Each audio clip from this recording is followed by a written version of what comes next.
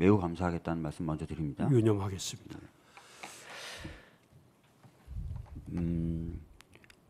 지금 내란 관련된 특검법이 발의되어 통과되었고 정부에 이송되어 있고요. 또 소위 저희들이 김건희 특검이라고 얘기하는 것도 발의되어 통과되어 정부에 이송되어 있습니다. 이 부분에 대해서 저희들이 조속한 공포를 주장하고 있는데 일각에서는 위헌성이 있다 이런 주장을 하기도 합니다. 그래서 관련된 질의를 좀 드릴 텐데요. 제가 아까 말씀드렸던 전례는 뭐냐면 박근혜 정부의 최순실 등 민간인에 의한 국정농단 의혹 사건 규명을 위한 특별검사의 임명 등에 관한 법률 제3조 제2항 등에 대한 위헌 소원이 이미 제기된 바가 있고요. 거기에 대해서 2017 헌바 196으로 2019년 2월 28일 날 헌재가 결정을 이미 전원합의부에서 내린 바가 있습니다. 전례는 있고 아까 말씀드렸던 대로 현재 그 두 법에 대한 관련 사건은 헌재에 계류되어 있지 않습니다. 자, 이 2017 헌바 196 사건에서 청구인인 최순실은 관련된 특검법이 위헌이라고 주장하면서 이렇게 주장합니다. 이 법에 따른 특검 후보 추천 권한을 새누리당이라든지 정의당이라든지 무소속 의원 등은 참여하지 못한다. 그래서 두 야당, 국민의당과 우리 민주당 이 두 야당의 특검일 뿐 국민의 특검이라고 볼 수 없다. 그래서 위헌이다. 이렇게 얘기를 하고요. 특히 이렇게 두 야당에 많이 특검 후보를 추천했을 때는 최근 정치 상황에 대해서 특정한 이해관계를 가진 사람들만이 추천한 후보가 이제 특검이 되기 때문에 문제가 된다라는 취지로 주장을 했습니다. 여기에 대해서 헌재가 조목조목 따지는데요.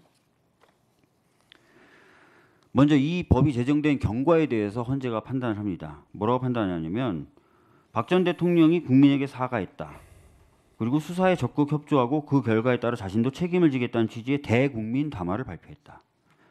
또 측근들인 대통령실 관련자들이 이미 구속됐다. 이 과정에서 박 전 대통령도 수사 대상으로 떠올랐다. 이런 과정 때문에 이 특검법이 제정됐다라고 얘기를 합니다. 현재 상황하고 제가 봤을 때 매우 비슷합니다. 윤석열 대통령 대국민 사과했고요. 수사 결과에 대해서 자기는 책임지겠다, 회피하지 않겠다라고 얘기했고 이미 국방부 장관 등 측근 등은 구속되어 있습니다. 그리고 본인도 현재 관련자들의 구속영장 등에 보면 내란 수개로 적시되어 있는 상황입니다. 수사 대상으로 떠올랐다는 것이죠. 소환 통보 계속 받고 있습니다. 어떻습니까? 지금 현재 상황하고 이 판결에 적시되어 있는 상황하고 유사하다고 보여지십니까? 그런 면도 있는 것 같습니다. 네, 좋습니다. 자, 이 사건에서 헌재는 또 이렇게 얘기합니다.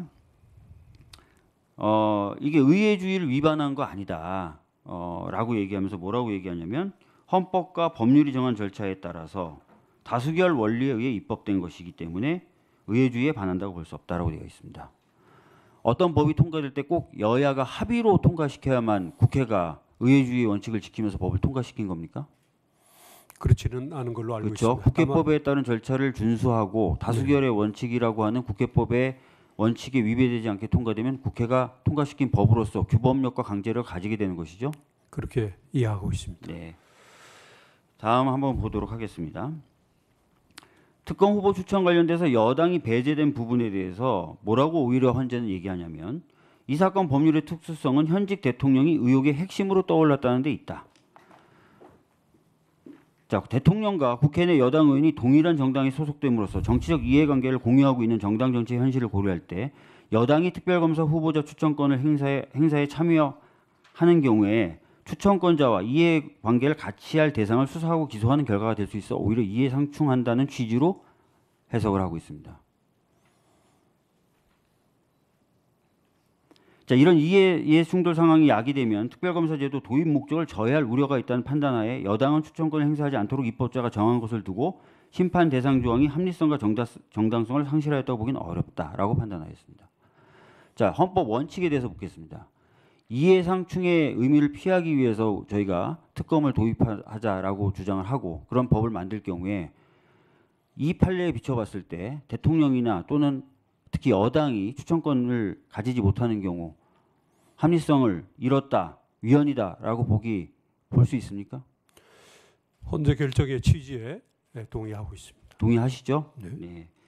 자, 아울러서 이 헌재 결정은 이 법에 의해서 임명되는 특별검사가 정치적 중립성을 지키기 위한 충분한 안전장치를 가지고 있다고 자세하게 설치하고 있습니다. 내용을 쭉 보시면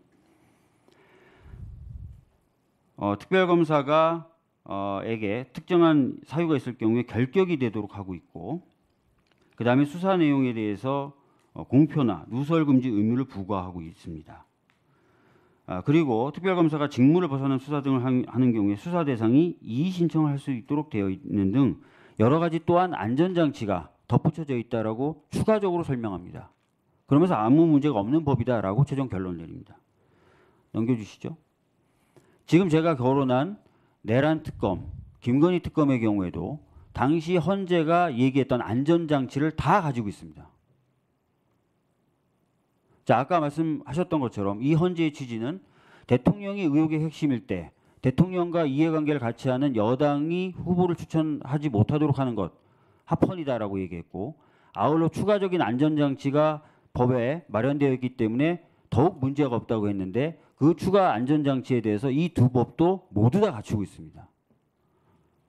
그렇다면 지금 일각에서 제기하고 있는 내란 특검이라든지 김건희 특검의 위헌성, 이 판례에 비춰보면 타당하지 않은 것 아닙니까? 현재 이 사건 계류되어 있지 않습니다. 헌법재판소가 제시한 기준 것들에 대해서 전적으로 동의를 하고 있습니다. 또 사건화된다면 그와 같은 기준에 따라서 판단을 할 수 있을 거로 생각을 하고 있습니다. 네, 수고하셨습니다. 박주민 의원께서 좋은 지적을 하시고 우리 후보자께서도 명확한 답변을 해주신 건 우리 국민들이 특히 한덕수 대행이 충분하게 이해했으리라고 믿습니다.